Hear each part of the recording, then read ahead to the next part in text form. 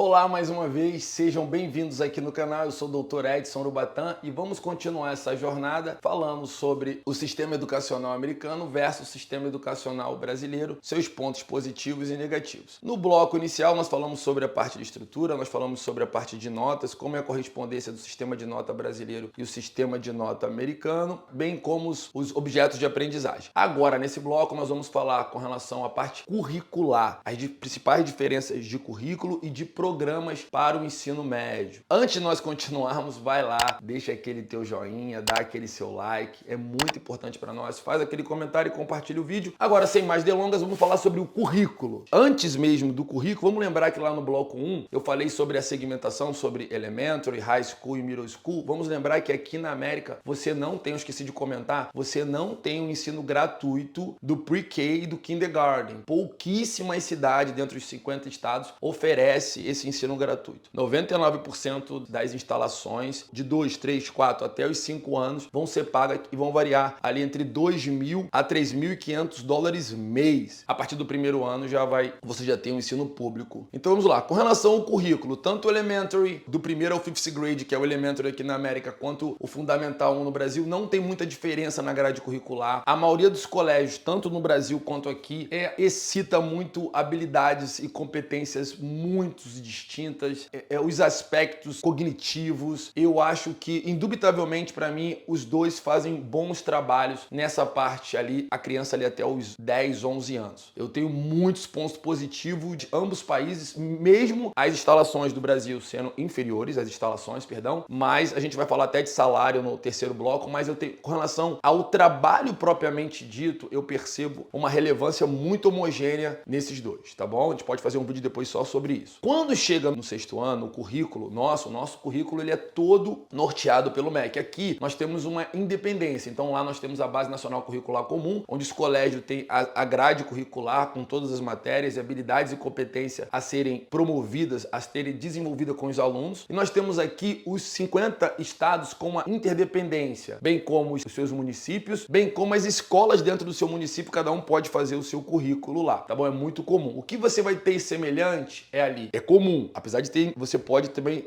desenvolver, mas o que é mais comum, você ter a matemática a partir do sexto ano, a matemática, a ciência, linguagem no caso ali o inglês. O inglês é igual ao nosso português, onde vai ter a gramática, a redação, a literatura. A matemática é igual a nossa, onde vai ter ali aritmética, geometria, álgebra, cálculo, pré-cálculo, vai ser igual a nossa. E a história aqui vai ser, as ciências vai ser química, física e biologia, e a história, geografia e economia. O que vai acontecer? Como aqui o sistema é de crédito, à medida que o aluno vai tirando crédito, ele pode não ver mais isso em outro ano. É incrível. Então, por exemplo, se ele foi lá e viu aritmética, não precisa fazer mais. Ele viu geometria, não precisa fazer mais. Viu cálculo 1, não precisa fazer mais. Ele fez pré-cálculo. Dependendo se ele, eu vou falar isso aqui no final desse bloco, se ele fizer IB, ou se ele fizer AP, Advanced Placement, ou ele fizer um programa de IB, ele pode muito bem puxar pré-cálculo, puxar matérias de graduação e já pagar e já serve para graduação. Isso pode acontecer. Mas o mais interessante é que ele, à medida que ele vai fazendo os créditos, ele não é obrigatório a fazer no outro ano. Então é muito comum, isso aí tem seus pontos. Eu particularmente não gosto desse sistema onde a criança vê biologia, por exemplo, no sexto ano e ela vai ver só no ensino médio, talvez. Ela vê química no sétimo ano, ela vai ver só no ensino médio, no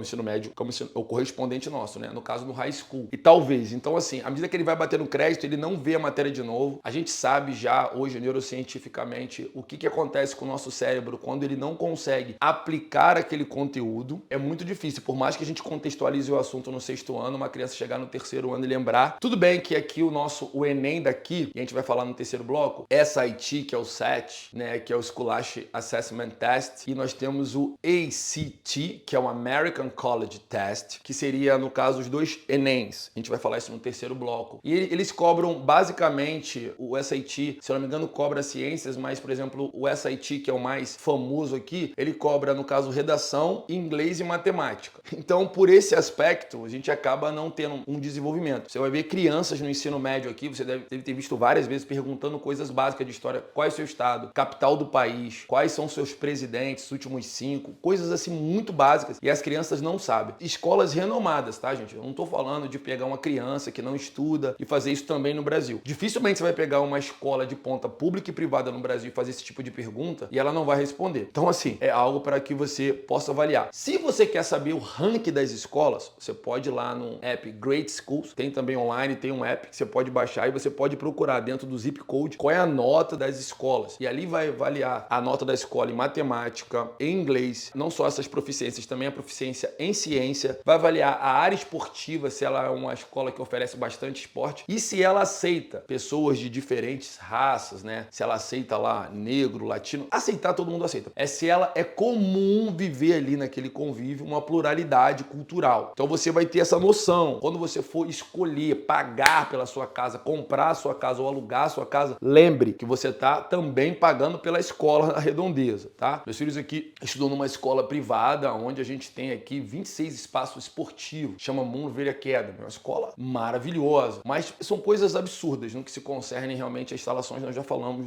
no primeiro bloco, tá, gente? Não dá pra, nesse ponto, não dá pra gente comparar. Com relação ao currículo, eu acho que a gente tem nossos pontos com relação a uma densidade muito grande da BNCC no Brasil. Nós temos muitas críticas com relação à quantidade de informações que nossos alunos são excitados, mas aqui, por outro lado, aqui eu acho que chega a ser até um déficit, tá? Então, assim, a gente tem eu acho que existe uma discrepância. E quando um brasileiro vem pra cá, o brasileiro voa. Um brasileiro chega aqui no 8º ano, já com a base de matemática que ele tem do Brasil, ele voa, ele aprende inglês muito rápido, aí ele voa. O nível de cognição que é estimulado pelo brasileiro em relação a todos os países latinos, tá, gente? Então, assim, normalmente a gente vê assim, e o aluno de escola privada, a escola privada no Brasil, ela tem que ser imitada. A escola pública pode ir lá e imitar. E não dá, a gente pode fazer um vídeo só sobre isso, gente, mas assim, lembrando que 99% das pessoas que lecionam na escola pública, lecionam na escola privada. Os professores que estão na escola pública brasileira são pessoas que fizeram concurso, são os melhores professores de nós que fizeram concurso para estar lá. Você pode criticar o processo, etc., mas os melhores professores estão lá, eles fizeram concurso para passar. Os outros professores que estão na privada tentaram fazer e não conseguiram. Normalmente os caras têm 2 matrículas, tá bom? Então, assim, confie em mim. Alguns até por opções passaram e não quiseram ir, mas boa parte acaba tendo uma matrícula no privado e no público. Nós vamos falar isso no nosso terceiro bloco. Então, estamos aqui no final desse bloco e nós temos que falar sobre o nosso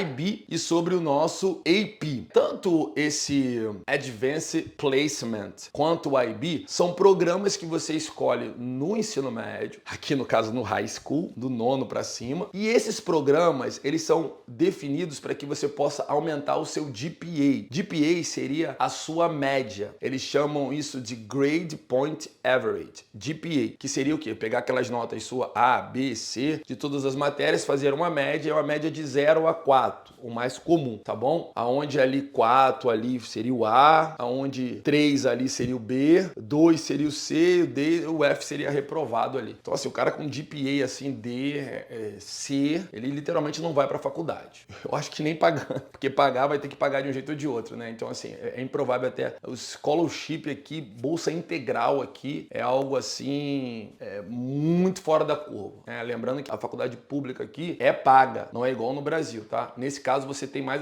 O sonho americano é mais fácil ser vivido no Brasil no que se concerne a você pagar a sua faculdade. Você estudar bastante, você vai ter acesso à universidade pública gratuita. Aqui você vai estudar bastante, vai ter acesso à universidade pública e vai ter que pagar. Então, quando você vai escolher esse programa de IB ou AP, como eu falei, na verdade, o seu GPA vai ser a nota normal, mas você pode fazer a matéria normal de matemática e fazer uma matemática avançada do programa. Você pode fazer uma matéria normal de ciência e fazer uma matéria avançada do programa. Você pode fazer uma matéria comum de, por exemplo, de inglês e você pode fazer uma avançada do programa. E aí teu GPA vai ser um GPA mais avançado. Fica claro no teu currículo lá que você fez uma matéria mais avançada. Então, às vezes, você pode tirar 10 aqui. Ah, meu filho tira 9, tira 8, mas ele não tá tirando 9 e 8. É muito subjetivo. O outro pode tirar, tá tirando 9 lá, tá tirando 8, mas ele tá tirando 8 da matéria muito complexa, muito mais avançada. Então, é importante você entender como funciona o sistema aqui de avaliação, que às vezes você pode estar iludido. Seu filho tá tirando 8 lá da matéria mais fácil, porque aqui, para você se formar, não é o problema. Então, se você lá quer ficar na parte básica, na parte rasa da matéria, você vai se formar todos os anos com a matéria mínima ali. Você vai pegar ali o C e o B ali com a matéria mínima. Você pode puxar e querer fazer algo mais avançado, fazer programas mais avançados, aonde você vai ter um conteúdo mais puxado, avaliação mais puxada, mas mesmo você, aquele mesmo 8, ele vale muito mais. Então, isso aí uma pessoa comum que não é de educação não vai entender. Só as pessoas que, quando você for submeter o seu application para uma universidade, quando você tiver a comparação, essas pessoas que são os avaliadores, eles compreendem bem isso. Espero que vocês estejam gostando, tá bom? Vamos pro próximo e último bloco. No próximo bloco, nós falaremos sobre a parte de ascensão à faculdade, que seria o nosso famoso Enem. Vamos comparar o Enem com o nosso SAT e o nosso ACT. E também nós vamos falar de salário dos professores. Será que é o mesmo? Ó, vai aqui, deixa seu like, deixa seu joinha, faça seu comentário. Me espera no próximo bloco, tá? Que Deus te abençoe.